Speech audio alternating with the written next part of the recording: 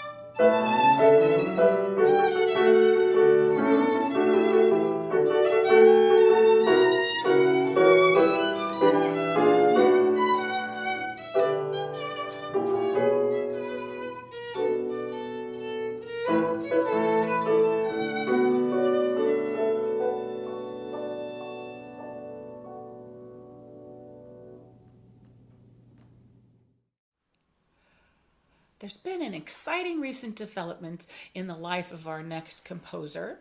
John Muehleisen was the recipient of the Major Works Division for the 2020 American Prize for Professional Choral Composers for his oratorio, But Who Shall Return Us Our Children? A Kipling Passion.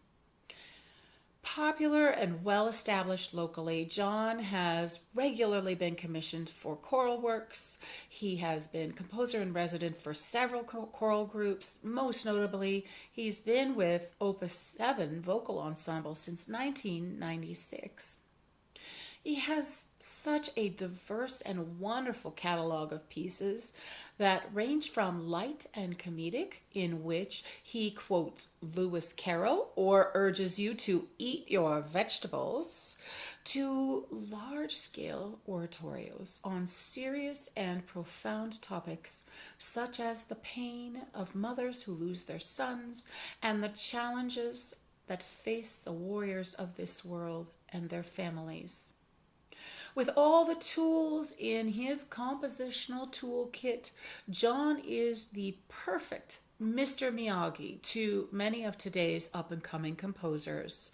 It's no surprise that he's much in demand as a teacher of composition, and our series actually includes the work of two of his students, Nicole Truesdell and Matthew James Briggs. John's song cycle, Apparitions, sets a very unique grouping of poetry by Walt Whitman. If you're familiar with Whitman's work, it normally speaks on a grand scale about the universe and our relationship to it.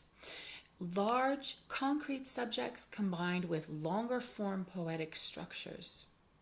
Now, the poems of Apparitions are, as the title would suggest, ephemeral, eerie reflections, and they are structured in short forms that resemble Japanese or Chinese poetic forms rather than Whitman's usual style. So combine these really fascinating poems with John's highly evocative orchestration and vocal writing, and you get this beautiful support and highlight of these nocturnes, which take place between sunset and midnight, that time when we are most susceptible to thoughts of ghosts, phantasms, and other spooky things. Our ensemble consists of Julie Shankland on the clarinet, Candice Chin on violin, Asta Weisakonis on piano, and our soprano is Katie Hawkman.